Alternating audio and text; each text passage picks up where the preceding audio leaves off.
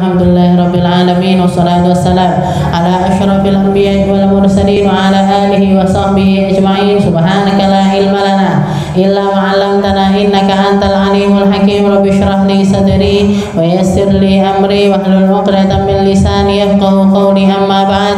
Alhamdulillah ala nikmatil Islam, alhamdulillah ala nikmatil iman, wa kafa biha min ni'mah. Alhamdulillah, segala puji bagi Allah Subhanahu wa taala. Malam ini kita kembali duduk bersama-sama untuk mengkaji salah satu kitab yang paling populer dari Al-Habib Abdullah bin Alawi Al-Haddad, salah seorang hamba-hamba Allah taala yang menjadi pilihannya di dalam menegakkan agamanya Allah, di dalam menyampaikan penyampaian yang banyak kali masuk ke dalam sanubari hamba-hamba Allah taala yang lainnya, yang banyak membantu taubat orang, yang banyak memberikan kemanfaatan bagi orang-orang yang di sekitarnya. Itu adalah Habib Abdullah bin Alawi Al-Haddad, dan beliau juga wafatnya itu di bulan Dzulqa'dah ini, sekitar tanggal 7 katanya, tanggal 7 Dzulqa'dah. Di sana juga ramai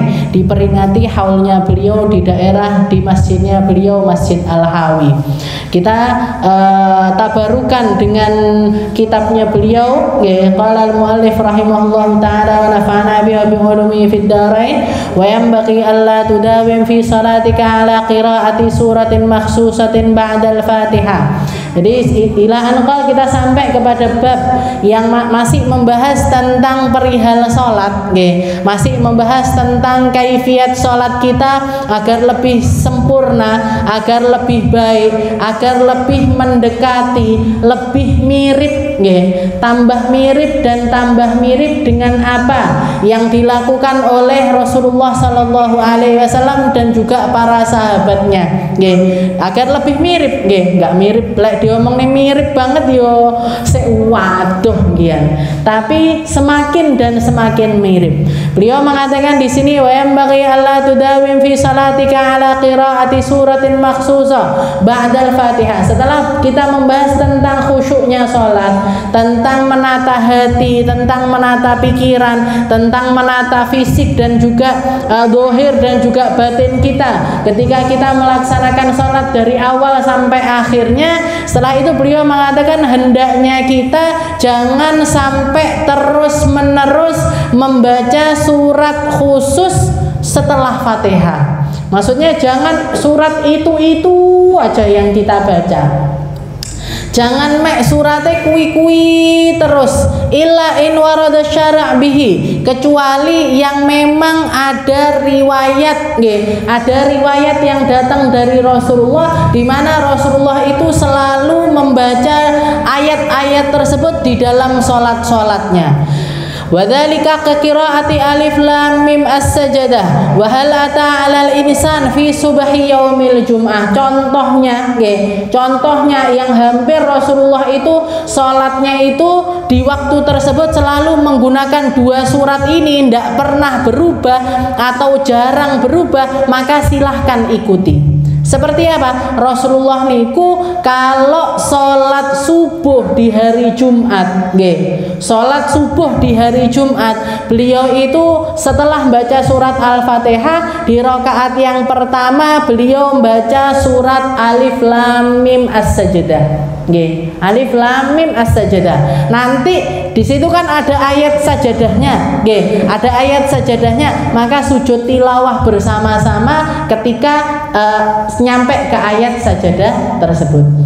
Jadi khusus di hari Jumat, subuh hari Jumat, beliau itu hampir tidak pernah berubah suratnya. Rakaat pertama Alif Lam Mim Sajadah, rakaat keduanya Hal Ata 'Alal Insan Ad-Dahr, atau yang sering dikenal dengan surat Al-Insan. dawa Kak, yo lumayan nggih. Lek dawa nggih mboten.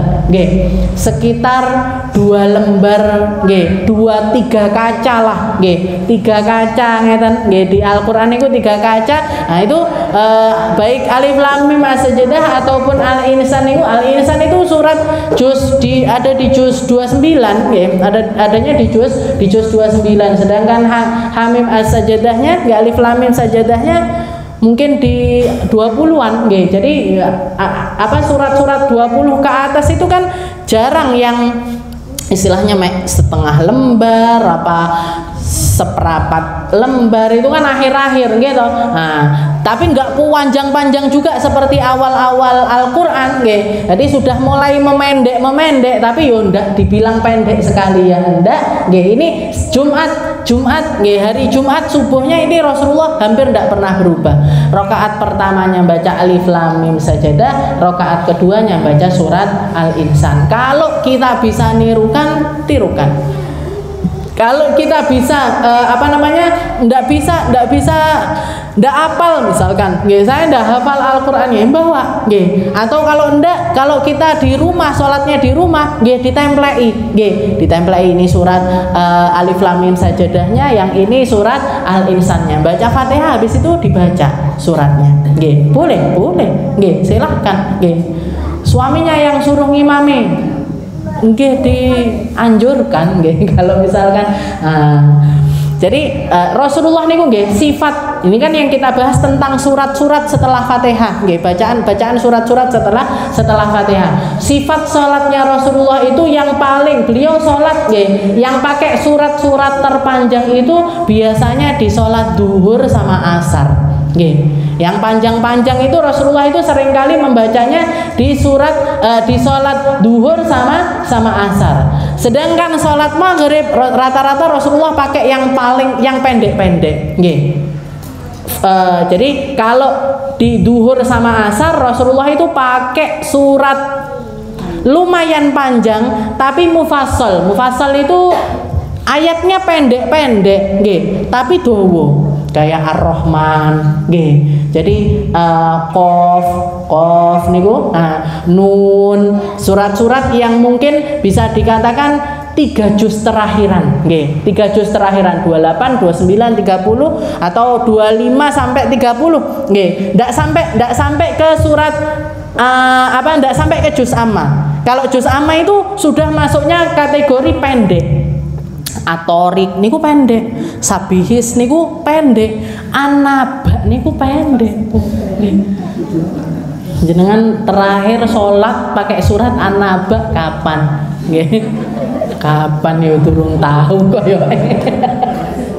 Jadi An-Naba, terus habis itu An-Nazi'at, itu surat-surat yang ada di juz amma, di juz 30 nggih, di juz 30 itu semuanya kategorinya surat pendek nggih. Itu kategorinya semuanya surat pendek. Agak rodok lumayan niku di juz 28, di juz 27 itu sudah lumayan panjang, surat-suratnya itu dawa istilahnya gitu. Nah, itu biasanya Rasulullah pakai surat di juz 26, 27, 28. Nah, itu di sholat duhur sama sholat asar nggih. Di sholat duhur sama sholat asar. Khusus untuk sholat maghrib beliau senengane pakai surat-surat pendek. Surat pendek itu tadi An-Naba ke bawah niku.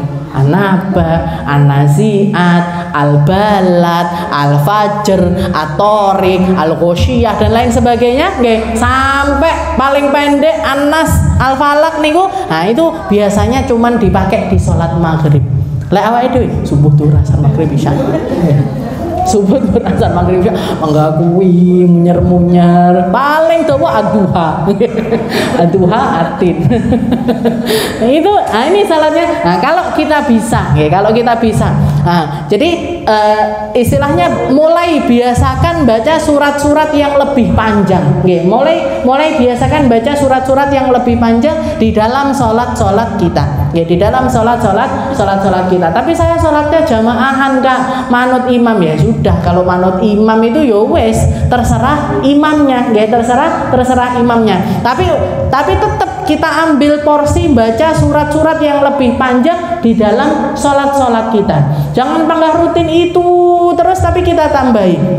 Kecuali ini tadi, kecuali yang memang warid Rasulullah itu terus-menerus pakai surat tersebut. Contohnya yang di dalam salat wajib itu tadi. Subuh hari Jumat, rakaat pertama alif lam mim sajadah, rakaat keduanya baca surat Al-Insan. Ada lagi juga yang warid juga seperti sholat witirnya Nabi. Rasulullah itu sholat witirnya di rakaat 3 rakaat terakhirnya itu hampir tidak pernah berubah. Hampir tidak pernah berubah. Rakaat pertamanya baca nopo? Sabihis, gitu. Rakaat pertamanya baca sabihis, rakaat keduanya baca Al-Kafirun, rakaat keduanya baca Al-Kafirun. Nanti rakaat ketiganya baca An-Nas, Al-Falaq, Al-Ikhlas 3 kali. Itu hampir tidak berubah. Yang lainnya, salat witirnya Nabi itu tidak cuma 3 rakaat, tapi kadang-kadang 4, kadang-kadang istilahnya kadang-kadang 3, kadang 5, kadang 7, kadang 9, pol-pole 11. Paling banyaknya Rasulullah itu 11. Nah, tapi yang pasti di 3 rakaat terakhir itu hampir tidak pernah berubah. Sabihis, Al-Kafirun, setelah itu rakaat terakhir yang biasanya cuma sak rakaat tok, yang cuma disendirikan 1 rakaat itu yang dibaca An-Nas, Al-Falaq, setelah itu Al-Ikhlas 3 kali. Al-Ikhlasnya 3 kali. Seperti itu yang diajarkan Nabi. Wahdar an tudawim fi salatika ala qiraati suratil qasirah kal kafirun wal ikhlas wal muawwidzatain. Jangan istilahnya hindarilah untuk istiqomah di dalam sholat kamu itu baca surat-surat yang terpendek. Terpendek itu apa? Al-Kafirun sampai terakhir. Niku lembar terakhir dari juz amma niku. Itu paling pol-pole Al-Kafirun, An-Nasr, Al-Lahab, Al-Ikhlas, Al-Falaq, An-Nas. Jangan panggah itu terus katanya beliau. Hindari untuk terus-terusan, sesekali boleh, misalkan kita pas kesusu apa pas ndak nyantai sholat pas ketekan tamu, sholat pas di perjalanan atau sholat pokoknya yang jenengan terburu-buru di dalamnya, nah silakan pakai. Jadi yang pendek-pendek itu jadi alternatif terakhir, bukan prioritas. Kita kan prioritas. Kuwi ya paling kuwi.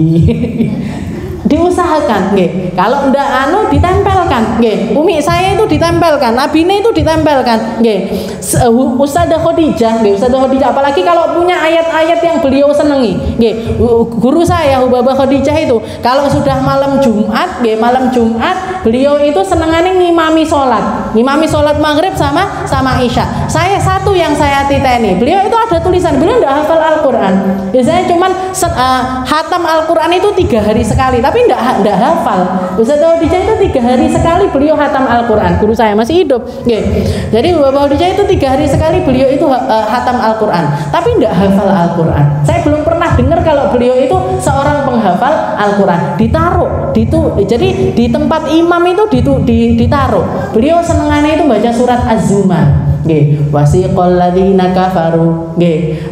Cerita tentang di mana Allah Ta'ala menceritakan tentang nasibnya orang muslim dengan nasibnya orang non muslim. Wasiqal ladzina kafaru ilan nari zumara. Nanti orang kafir itu digiring sama Allah Ta'ala bareng-bareng nyampe ke pintunya neraka. Di depan pintu neraka itu ditanya sama malaikat penjaga neraka, apa kalian itu tidak kedatangan Nabi? Apa kalian itu tidak pernah diundang ngaji? Apa kalian itu tidak pernah ketemu ustadz? Apa kalian itu tidak pernah ketemu orang-orang yang nyampaikan agama ini kepada kalian? Itu apa tidak pernah ada? Maka serentak semuanya mengatakan bala, datang, dengar, ngerti, tapi saya ndak, istilahnya saya ndak sempat untuk berubah, saya ndak sempat memeluk agama Islam, saya ndak sempat melakukan kebaikan, ndak sempat sholat, ndak sempat poso, ndak sempat zakat, ndak sempat melakukan itu semuanya.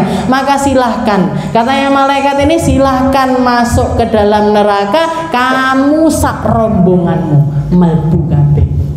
Begitu juga dengan ahli surga. Wasiqal ladzina amanu ilal jannati zumara. Nanti orang-orang muslim itu juga digiringnya masuk ke dalam surga itu sak rombongan. Rombongannya sholawat, ahli sholawat dewe, rombongannya ahli poso dewe, rombongannya ahli istighfar dewe, rombongannya ahli wudu dewe, rombongannya al-wasilah dewe. Serombongan, serombongan. Nanti begitu nyampe ke pintunya surga, ditanya sama malaikat, salamun alaikum tibtum. Ya, jadi salam. Jadi bukan ditanya seperti orang ahli neraka, tapi yang dilontarkan adalah selamat ya kalian. Salam sejahtera atas kalian semua. Kalian hidup dengan sebaik-baik hidup. Kalian menghabiskan umur dengan cara-cara yang baik. Kamu melakukan kebaikan, silahkan masuk. Kamu ahli puasa, silahkan masuk. Kamu ahli bangun malam, silahkan masuk. Kamu ahli ini, silahkan masuk. Itu surat kesukaan guru saya. Saya tidak nih, setiap sholat maghrib mesti yang dibaca itu. Jadi surat Az-Zumar. Dan tidak semuanya dipetik dari itu toh. Dari ayat yang beliau senangi itu tadi. Nanti di akhir ditambahi dengan surat Al-Ikhlas. Di akhir ditambahi dengan surat Al-Ikhlas. Karena ada yang mengatakan sebaiknya kalau kita baca surat di dalam sholat, sebaiknya itu sampai selesai. Sampai selesai. Atau paling enggak ada yang sampai selesai.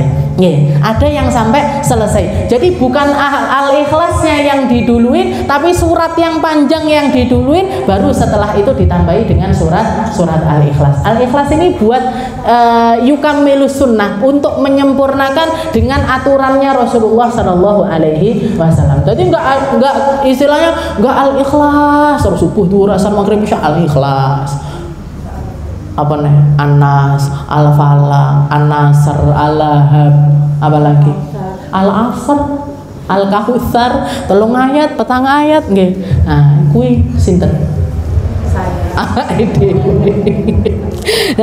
Jadi beliau mengatakan wahdar antudawim fi salatika ala qiraati suratil qasira kal kafiruna wal ikhlas wal muawwidatain. Jadi hindari untuk istiqomah. Jadi yang dihindari di sini istiqomahnya. Istiqomah di dalam membaca surat-surat yang terlalu pendek di dalam salat kita. Mulai dirubah. Ya wis tak tambahin, ndak usah langsung Al-Baqarah ngian, ndak usah langsung Al-Imran, ndak usah langsung Al-Maidah, kaget jenengan nanti langsung kram sikile. Kesuwen lah berdiri. Nggak usah langsung seperti itu makomnya para sahabatnya Rasulullah SAW. Tapi paling enggak kita nambahi. Yo sekali-kali baca An-Nazi'at, sekali-kali baca surat An-Naba, sekali-kali baca surat Al-Fajr, Al-Balad, Al-Ghoshiyah lah paling enggak. Al-Ghoshiyah dan lain sebagainya itu kita baca. Seperti tegurannya Rasulullah SAW kepada salah seorang sahabat yang bernama Mu'adz. Sayyidina Mu'adz bin Jabal. Sayyidina Mu'adz bin Jabal ini diceritakan ila hadits Mu'adz radhiyallahu anhu wa huwa annahu ya ummul qaum fa atala alaihim jiddan fashakahu rajulun minhum ila Rasulillah sallallahu alaihi wasallam. Seperti yang dilakukan oleh Sayyidina Mu'adz bin Jabal, beliau sama Rasulullah ditunjuk untuk menjadi seorang imam. Beliau sholat duhur yang dibaca surat Al-Baqarah. Sholat duhur sing diwaca surat Al-Baqarah. Fa'atala alaihim jiddan. Jadi akhirnya sholatnya panjang sekali. Al-Baqarah niku jenengan baca kira-kira makan waktu berapa jam? Sekitar 2,5 juz.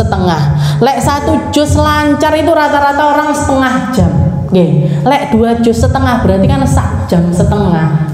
Berdiri rakaat pertama itu berdirinya 1,5 jam. Tapi dibatalkan apa enggak sama jamaahnya? Enggak ada yang batal.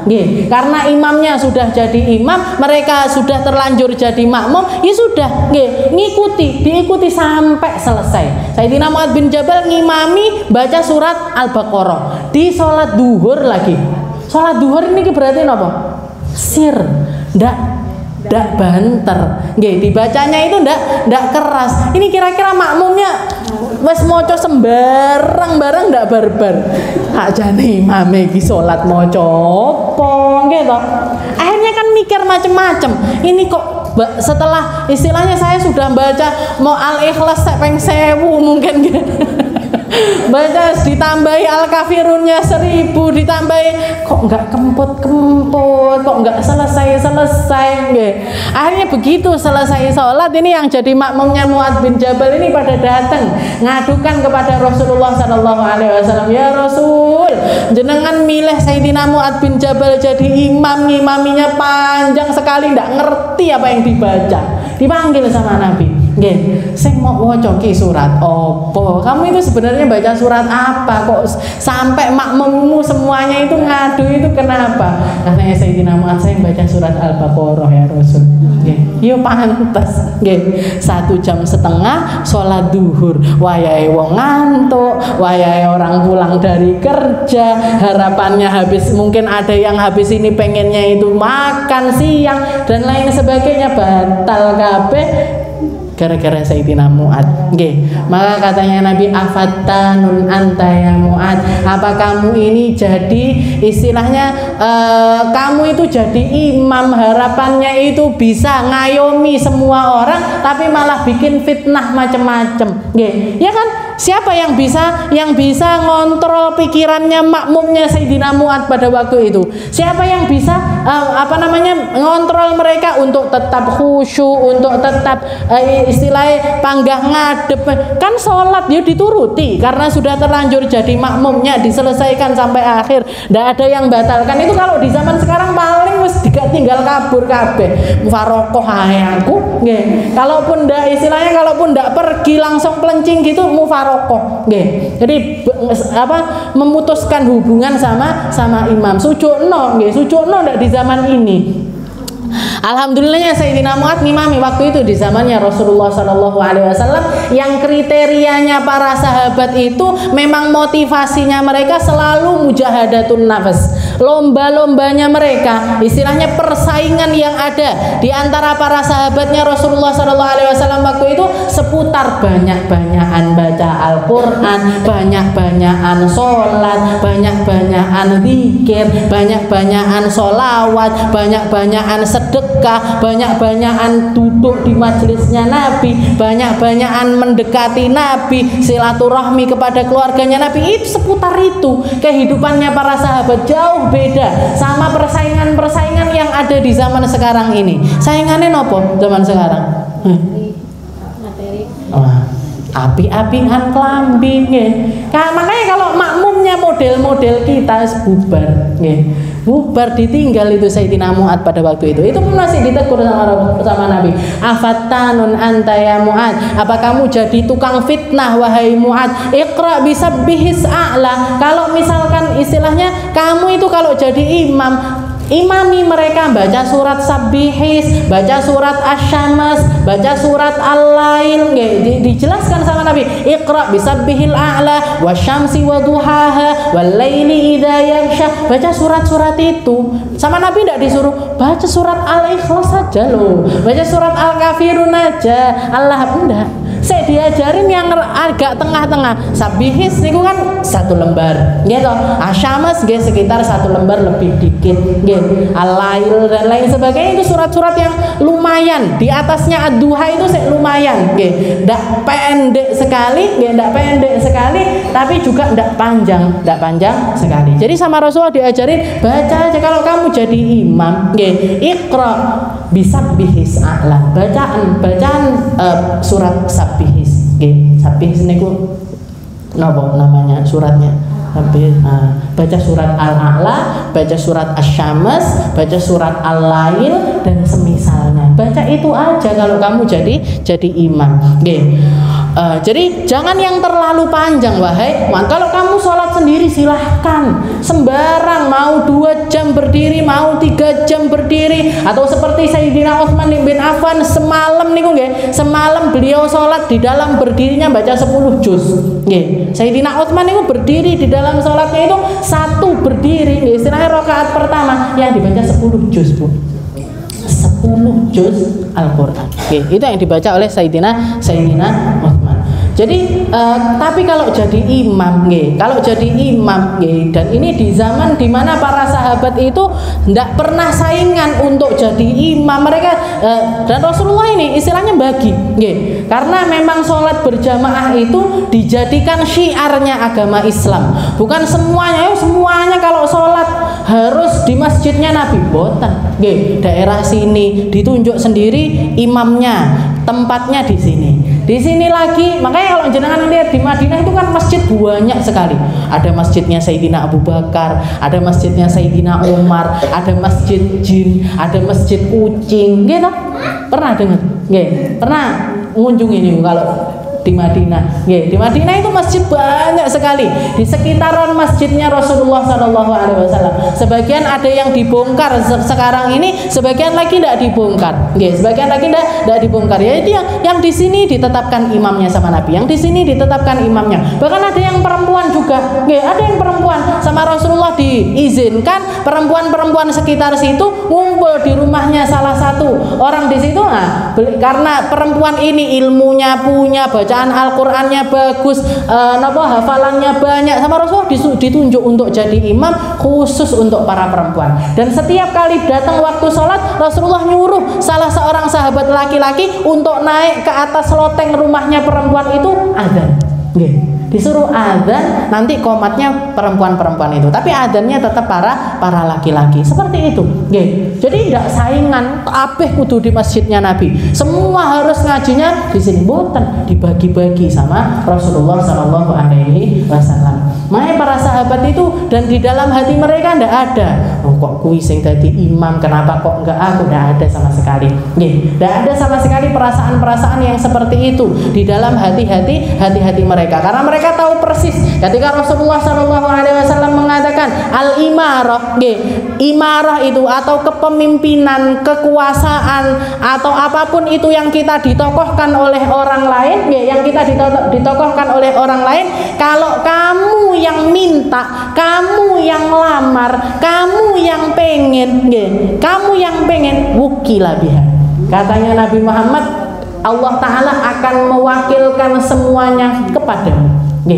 Kalau kita yang mimpin, kalau kita yang minta, ini majelis ini, misalkan saya yang minta, Bu Dina, saya tak ngaji di rumahnya jenengan, itu sama Allah Ta'ala, tanggung jawab itu akan ditimpakan kepada saya, dan inayahnya Allah Ta'ala akan dicabut. Inayahnya Allah Ta'ala, bantuannya Allah Ta'ala, sebarokah dari Allah Ta'ala, semuanya akan dicabut. Jadi kalau kita yang minta imarah ataupun kepemimpinan dan lain sebagainya, dalam hal agama ataupun dalam hal yang lainnya, katanya Nabi seperti itu. Kalau kamu yang meminta, maka akan ditimpakan kepadamu, tapi Allah Ta'ala nyabut segala sesuatu yang baik dari tempat tersebut. Tapi kalau kamu yang diminta, kalau kamu yang diminta, kamu yang dipilih, kamu yang ditunjuk, Allah Ta'ala akan mengumpulkan seluruh inayahnya di tempat tersebut. Sing ngundang orang-orangnya Allah, yang nakdirkan untuk datang Allah, yang ngertikan orang Allah, yang memahamkan orang Allah, yang ngasih barokahnya Allah, bukan saya, bukan Budina, bukan siapapun itu, bukan Pak Presiden, bukan Pak Camat, bukan Pak Lurah, bukan siapapun, tapi Allah Ta'ala langsung yang turun. Makanya dalam sejarah tidak ada ceritanya sahabatnya Rasulullah SAW itu ngelamar atau minta, pilih saya, jadikan saya presiden, jadikan saya khalifah, jadikan saya imam, jadikan saya ahli fatwa, jadikan saya ahli fikih, jadikan saya ahli hadis, jadikan saya ahli ini. Tidak pernah.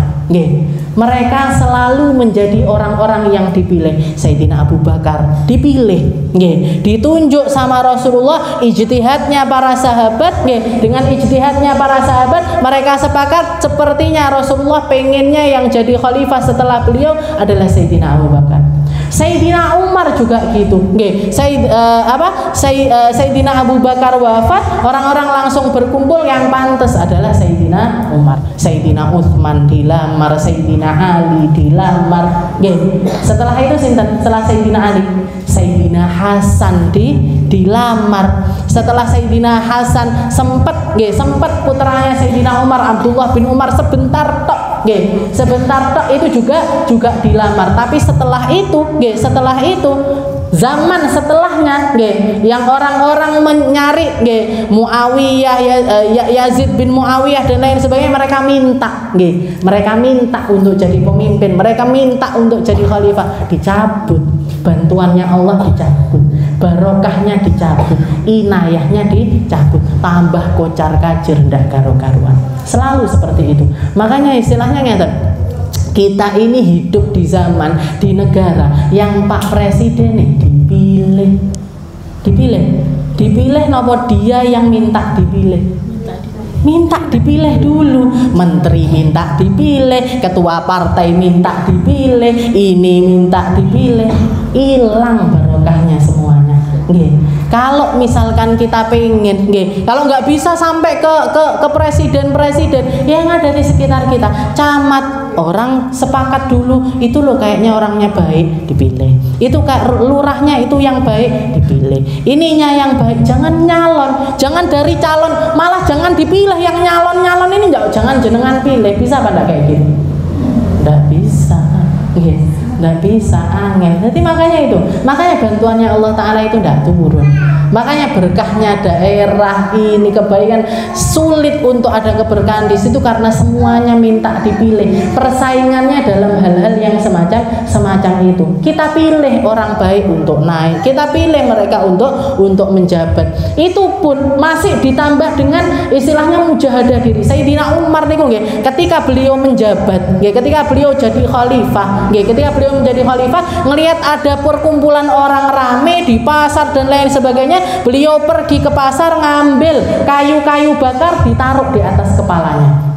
Ditaruh di atas kepalanya beliau untuk apa? Untuk mengingatkan dirinya, saya ini hamba Allah, saya ini orang yang bawa kayu bakar seperti orang-orang pada umumnya, saya ini seseorang yang masih pantas untuk bawa kayu bakar, untuk ngambil minum sendiri, untuk terus bekerja, untuk terus bersihkan ternak, untuk terus ngopeni ayam, dan saya masih pantas. Saya ini manusia sama persis seperti orang-orang yang ada di sekitaran saya. Nanti ngelihat ada emak-emak, ada ibu-ibu yang kesulitan bawa barangnya, dibawain sama Sayyidina Umar.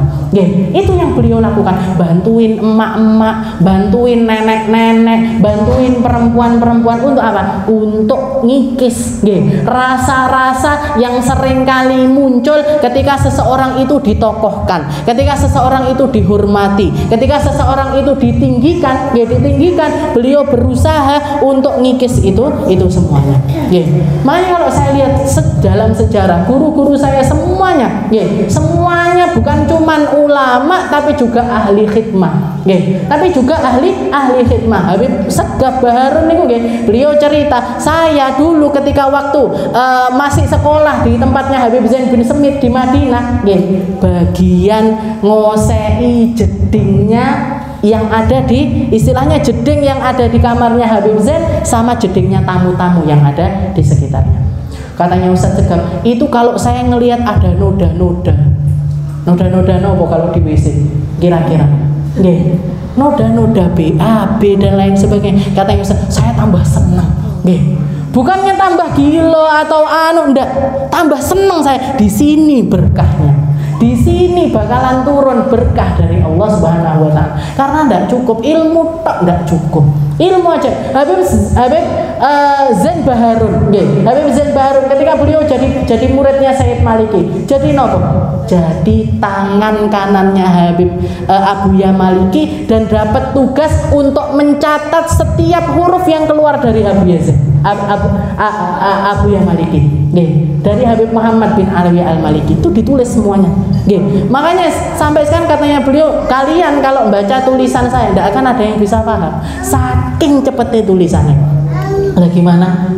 Itu pun masih pakai bantuan. Zaman sekarang kan seenak nggih, ada alat rekam. Jadi direkam, habis direkam nanti ditulis kata per kata, huruf per huruf, titik per titik itu ditulis sama Habib Zain. Makanya jadi orang besar, nggih. Makanya jadi ulama luar biasa. Nggih, makanya jadi orang-orang yang ahli ilmu, istiqomah, istilahnya ndak terbuai dengan apa yang ada di sekitarnya. Fitnahkah, hartakah, jabatankah, beliau ndak terpengaruh dengan itu semuanya. Siapa yang bantu? Allah. Siapa yang melindungi? Allah. Siapa yang ngasih penjagaan? Allah. Nggih. Jadi seperti itu. Jadi para sahabatnya Rasulullah, dan itu terus turun-temurun seperti Sayyidina Anas bin Malik. Nah, Malik bin Anas, kok Anas bin Malik. Oke. Jadi Malik bin Anas, Imam Malik yang kita kenal dengan nama Imam Malik. Imam Malik bin Anas itu dapat julukan dari orang-orang yang ada di sekitarnya dengan Imam Darul Hijrah, imamnya orang Madinah. Gak ada yang lebih ahli hadis dibandingkan beliau. Gak ada yang lebih paham fikih dibandingkan beliau. Padahal ulama zaman itu banyak. Tapi yang paling terkemuka adalah Sayyidina Malik bin Anas. Imam Malik, gurunya Imam Syafi'i. Gurunya Imam Syafi'i. Dikatakan beliau ketika istilahnya pernah ada orang datang kepada beliau bawa soal, bawa pertanyaan itu sebanyak 36 pertanyaan. Jadi mau nanya itu pertanyaan pertama ini, pertanyaan kedua ini, sampai 36 pertanyaan. Sampai 36 pertanyaan. Tidak ada yang lebih alim dibandingkan beliau. Begitu diserahkan kepada Imam Malik, sama Imam Malik cuman dijawab 2, sama beliau cuman dijawab 2, yang lainnya beliau mengatakan wallahu a'lam. Allah Ta'ala yang lebih tahu dibandingkan hal tersebut. Makanya kalau kita ngelihat, istilahnya ada orang, semua pertanyaannya orang dijawab. Jadi ada ulama atau ahli ceramah atau siapapun itu, ada orang nanya dijawab, ada orang nanya dijawab, ada orang nanya dijawab. Apakah dia berarti orang yang sangat, memang pandangannya orang berat, pintar sekali orang ini. Ini orang ini pintar sekali, orang ini alim sekali. Belum tentu alim di antara manusia, alim juga di sisi Allah Ta'ala. Belum tentu makanya sekelas Imam Malik itu sangat berhati-hati di dalam apa yang beliau lontarkan, di dalam menjawab setiap pertanyaan yang dilontarkan kepada beliau. Tidak semuanya dijawab. 36 pertanyaan, 2 tok yang dijawab, 34-nya itu beliau katakan wallahu a'lam, saya tidak ngerti. Allah Ta'ala yang lebih tahu. Kalau kamu masih pengen tahu tentang semua ini, nanti ya tak carikan dulu referensinya, tak carikan dulu. Beliau masih sangat berhati-hati seperti itu. Imam Hasan Al-Basri pernah mengatakan ketika melihat ada satu orang di jalan, alim, orangnya ini juga alim, lewat di jalan dicegat sama seseorang nanya tentang sesuatu. Nanya tentang sesuatu. Ini gimana ini? Dijawab sama dia. Katanya Sayyidina Hasan Al-Basri, tidak ada kebaikan di dalam diri orang ini. Tidak ada kebaikan di dalam diri orang tersebut. Pertanyaan yang dilontarkan dan ditanyakan kepada dia itu kalau ditanyakan kepada Sayyidina Umar bin Khattab, Sayyidina Umar akan mengumpulkan seluruh ahli Badar untuk membahas tentang perkara itu. Kok dia berani-beraninya langsung jawab seperti itu?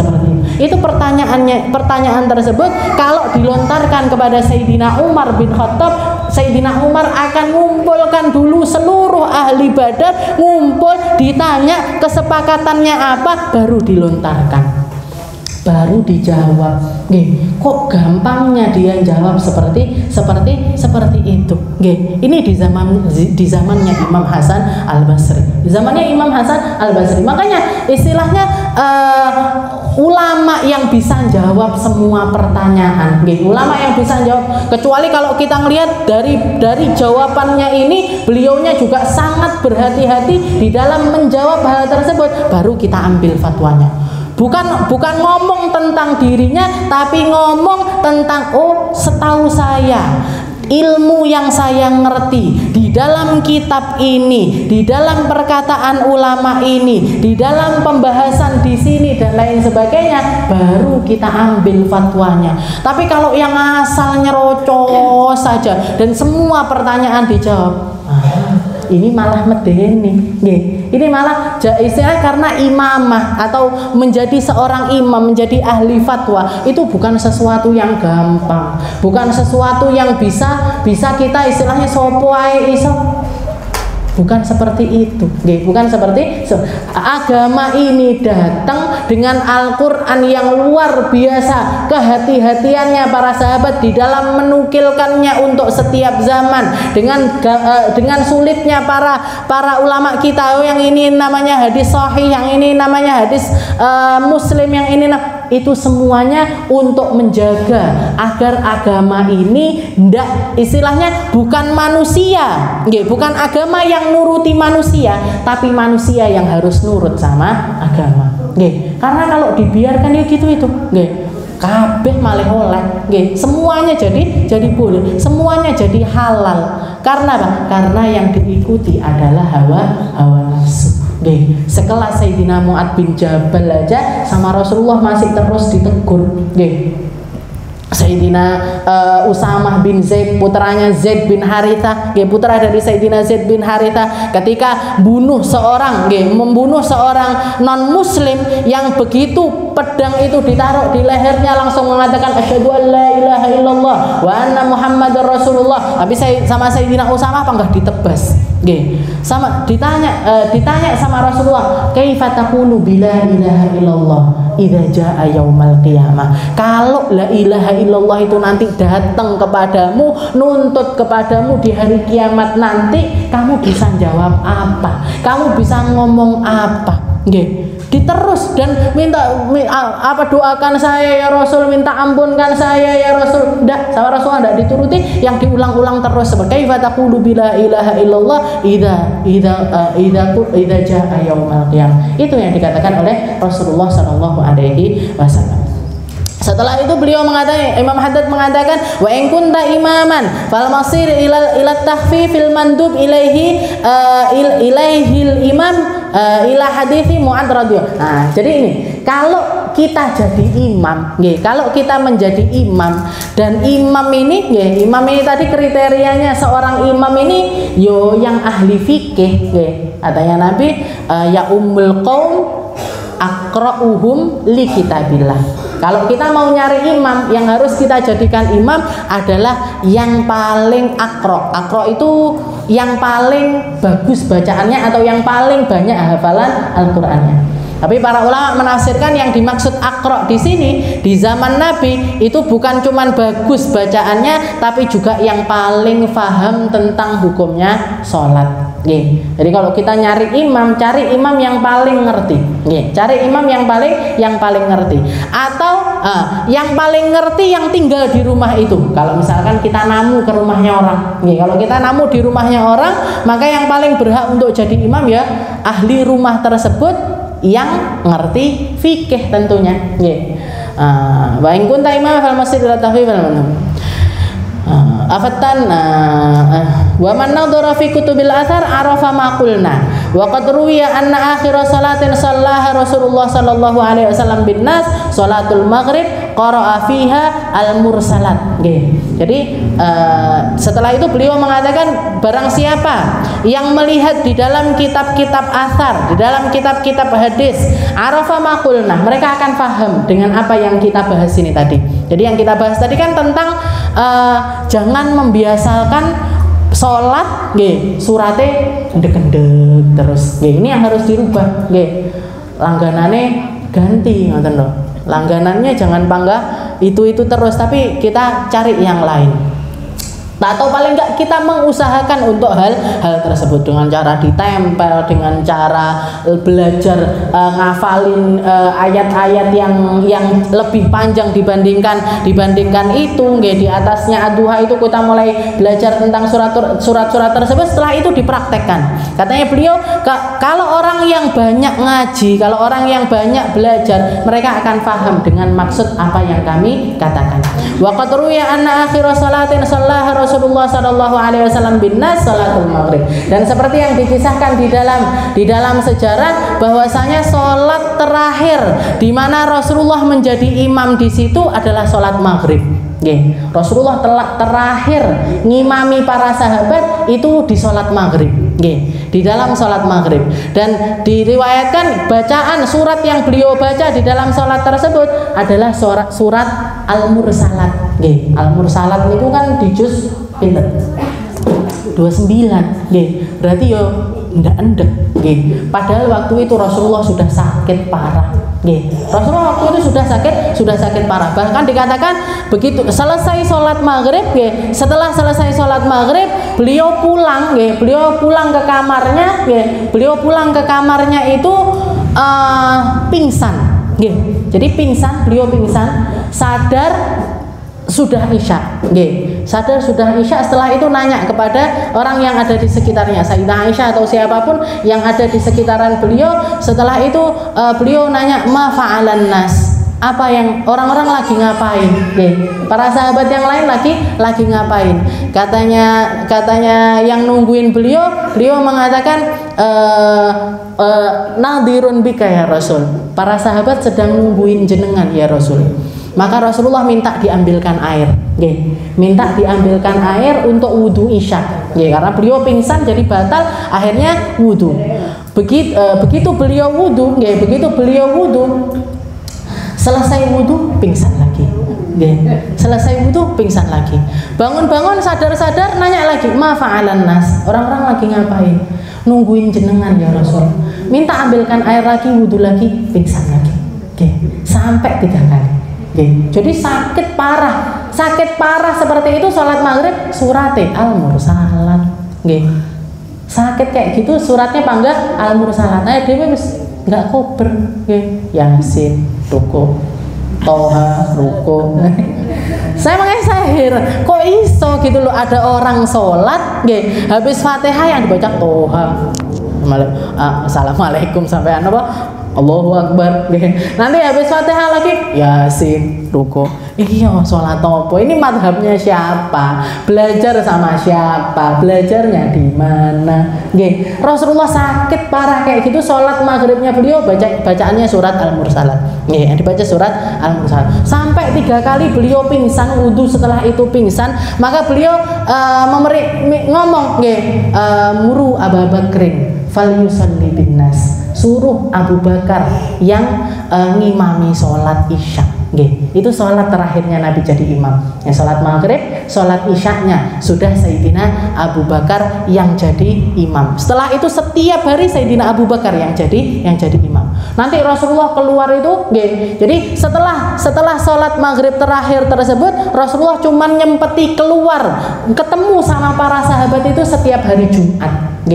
Pas sholat Jumat niku Rasulullah tetap keluar untuk melaksanakan sholat Jumat, bahkan khutbah, tapi tangan kanannya dipapah sama Sayyidina Ali, tangan kirinya dipapah sama Sayyidina Abbas. Di kanan ada Sayyidina Ali, di kirinya ada Sayyidina Abbas. Dikatakan kakinya Rasulullah waktu itu istilahnya sudah sangat pepleh banget, sakitnya sudah parah sekali. Tapi karena Rasulullah melihat para sahabat ini sedihnya kalau ditinggal Nabi, istilahnya pokoknya masih terus mengharapkan dengar suaranya Rasulullah SAW, maka setiap sholat Jumat beliau tetap keluar ngimami khutbah.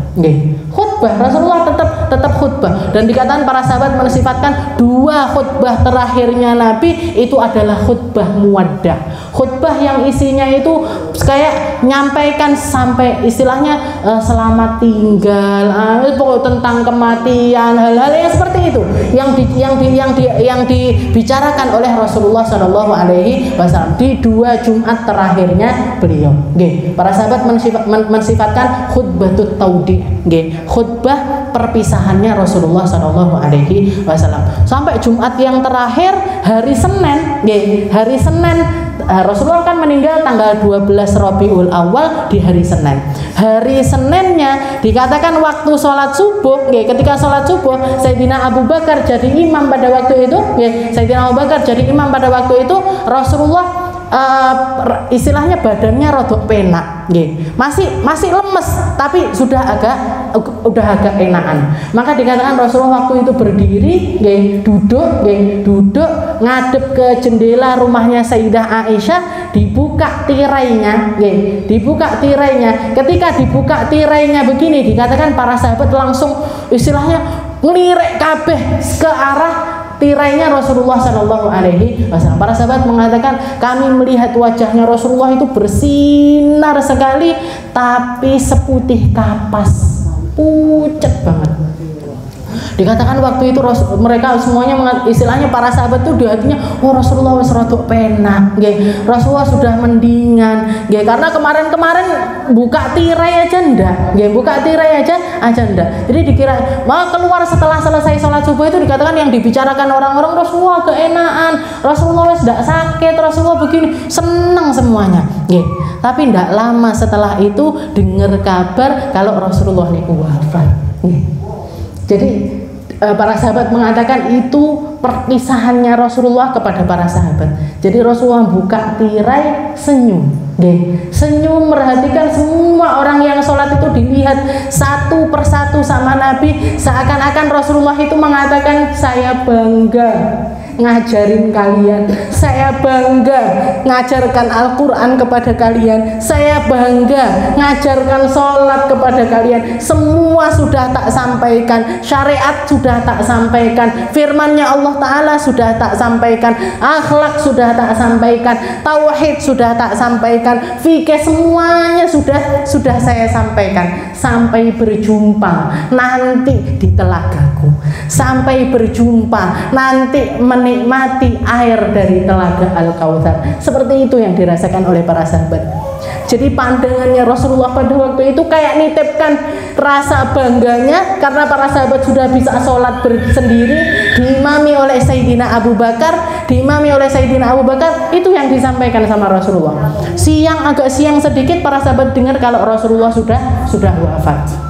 Dikatakan waktu itu ketersiar kabar kalau Rasulullah wafat niku wes Madinah niku kacau balau ndak karu-karuan. Ada yang langsung pingsan, ada yang langsung buta, Dikatakan Sayyidina Abdullah bin Zaid niku begitu dengar kabar Rasulullah niku wafat, dan beliau di setiap doanya itu mengatakan kalau mata ini sudah tidak bisa melihat cahayanya Rasulullah lagi, tolong dibutakan saja, buta. Ini sahabat Abdullah bin Zaid niku sahabat yang mimpi kriterianya adzan, caranya adzan dimulai dengan Allahu Akbar, setelah itu terus tartibnya niku yang mimpi Sayyidina Abdullah bin Zaid ini. Sayyidina Abdullah bin Zaid mengatakan, jadi begitu Rasulullah wafat matanya tidak bisa melihat, matanya buram, tidak bisa melihat. Sayyidina Utsman tidak bisa berdiri 2 hari. Sayyidina Utsman tidak bisa berdiri 2 hari. Sayyidina Umar mencak sambil membawa pedangnya ini dikeluarkan dari tempatnya sambil bilang, man qala Rasulullah sallallahu alaihi wasallam mat, barang siapa yang ngomong kalau Nabi Muhammad itu mati, tak penggal sekarang juga, tak bunuh sekarang juga. Siapa yang berani ngomong Rasulullah wafat, siapa yang berani bilang Rasulullah itu meninggal dunia. Mencak Sayyidina Umar, diancam semua sahabat, diancam semua, diem, semuanya nangis, semuanya nangis. Dikatakan waktu itu yang paling istilahnya yang paling kuat, yang paling bisa nahan itu Sayyidina Abu Bakar. Padahal kalau dilihat atau istilahnya kalau ditimbang-timbang, beliau adalah orang yang paling sedih di antara para sahabat. Beliau orang yang paling sedih, yang dikatakan begitu wafatnya Nabi, setiap kali Sayyidina Abu Bakar itu buka mulut, dari mulutnya ini keluar bau kayak kebakar. Jadi saking sakitnya hatinya beliau itu, kalau ada orang mengatakan terbakar hati saya karena saking sakitnya, itu Sayyidina Abu Bakar kebakar beneran. Yang keluar itu aroma kayak ada sesuatu yang terbakar. Dikatakan waktu itu yang paling tenang adalah Sayyidina Abu Bakar, yang paling istilahnya karena beliau tahu persis saya harus harus menenangkan orang-orang pada waktu ini. Maka beliau dikatakan masuk ke rumahnya putrinya, karena Rasulullah wafat di rumahnya Sayyidah Aisyah. Sayyidina Abu Bakar masuk ke rumahnya Sayyidah Aisyah. Di situ di sampingnya masih ada Sayyidah Aisyah. Setelah itu dikatakan Sayyidina Abu Bakar meluk jasadnya Nabi, diciumi wajahnya Nabi. Setelah itu beliau mengatakan tibta hayyan wa maitan ya Rasul. Jenengan hidup sebaik-baik hidup, meninggal sebaik-baik meninggal. Anda tidak mati ya Rasul. Kalau takdir kematian yang memang ditetapkan sama Allah Ta'ala kepada setiap manusia sekarang ini datang kepadamu, tapi rohmu tidak pernah mati, sampaikan salam kami kepada Allah, sampaikan salam kami kepada Tuhan. Itu yang dikatakan Sayyidina Abu Bakar. Setelah itu beliau keluar, ngelihat Sayyidina Umar bawa pedangnya seperti itu. Sayyidina Abu Bakar dengan lantangnya beliau mengatakan, man kana ya'budu Muhammadan fa inna Muhammadan qad mat. Barang siapa yang nyembah Muhammad, maka sekarang Muhammad sudah wafat. Wa man kana ya'budullah fa innallaha hayyun la yamut. Tapi kalau kita nyembahnya kepada Allah Ta'ala yang maha hidup, tidak akan pernah mati. Allah Ta'ala yang maha hidup dan juga tidak pernah mati. Itu yang keluar dari lisannya Sayyidina Abu Bakar. Setelah itu beliau ngutip ayat-ayat, wa ma kana Muhammadun illa rasul qad khalat min qablihi rusul afa imma ta'uqutilan qalabtum ala aqabikum. Allah Ta'ala mengatakan di dalam Al-Quran, Muhammad ini seorang rasul. Sebelum-sebelumnya juga ada rasul. Sebelum-sebelumnya sudah ada Sayyidina Isa, ada Sayyidina Musa, ada Sayyidina Ibrahim, ada Sayyidina Ismail, ada Sayyidina Nuh, ada Sayyidina Idris, ada Sayyidina Adam, dan semuanya juga sudah mengalami kematian. Semuanya sudah merasakan rohnya itu dicabut oleh para malaikat pencabut nyawa. Wa ma Muhammadun illa rasul qad khalat min qablihi rusul afa imma ta'uqutilan qalabtum ala aqabikum. Kalau Muhammad sampai diambil sama Allah Ta'ala, diwafatkan oleh Allah Ta'ala, apa kalian akan kembali kepada kejahilian kalian? Apakah kalian akan kembali kepada ibadah kalian kepada berhala-berhala kalian? Apa kalian kembali kepada kebodohan-kebodohan yang seperti itu? Itu yang diucapkan oleh Sayyidina Abu Bakar. Katanya ketika mendengar ayat-ayat tersebut dilontarkan oleh Sayyidina Abu Bakar, maka para sahabat mengatakan ka'annaha toriyun. Ayat itu kayak pertama kali kami dengar. Ayat itu kayak ayat yang baru saja turun dari Allah Subhanahu wa Ta'ala lewat lisannya Sayyidina Abu Bakar. Padahal kami sering baca ayat ini. Innaka mayyitun wa innahum mayyitun. Allah Ta'ala mengatakan kamu bakalan mati wahai Muhammad, dan semua makhluk yang dikasih nyawa oleh Allah Ta'ala semua akan merasakan kematian. Semua akan merasakan kematian. Tidak ada deloken manusia dari awal sampai akhir siapa yang masih hidup.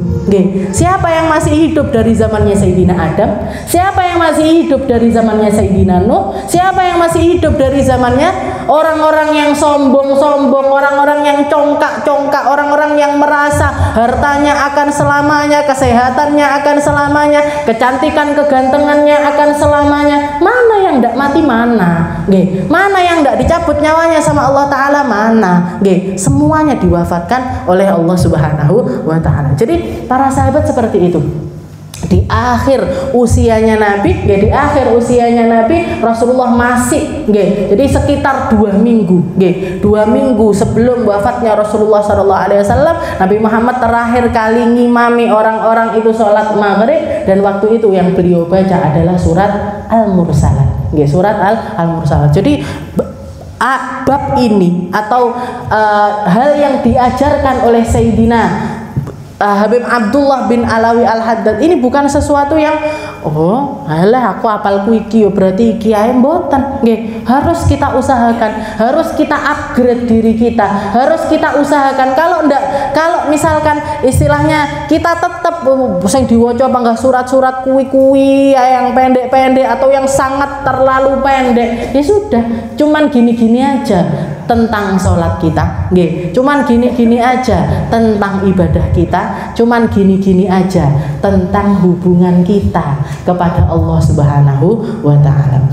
Wallahu yahdi may yasha ila siratil mustaqim. Dan Allah taala memberikan hidayah kepada hamba-hamba yang Allah taala inginkan, nggih, yang bisa, yang mampu, yang mau, nggih, yang mau akan dikasih sama Allah taala. Allah innallaha la yughayyiru ma biqaumin hatta yughayyiru ma bi anfusihim. Allah taala tidak akan merubah satu kaum kecuali kaum tersebut punya keinginan untuk berubah dan berusaha untuk melakukan perubahan tersebut. Bab ini adalah bab yang luar biasa indah, diajarkan oleh Habib Abdullah bin Alawi Al-Haddad. Semoga kita semuanya bisa menjalankan, anak cucu kita bisa jadi ahli Al-Quran, bisa ahli khusyuk di dalam sholat, bisa jadi ahli sholat berjamaah, bisa jadi ahli yang lebih ngerti bagaimana caranya mendekat kepada Allah Ta'ala dan bagaimana caranya mendekat kepada Rasulullah Sallallahu Alaihi Wasallam. Kita, anak cucu kita, keluarga kita, semoga semuanya dijaga untuk terus berada di dalam kebaikan, dijaga untuk terus bisa istiqomah melakukan kebaikan, dijaga sampai akhir hayatnya mendapatkan husnul khotimah, kematian yang baik, kematian yang indah, kematian yang diridhoi oleh Allah Subhanahu wa taala. Ala hadhihi niyyah wa ala niyatin salihah wa ila hadratin Nabi Muhammad sallallahu alaihi wasallam bisirril Fatihah.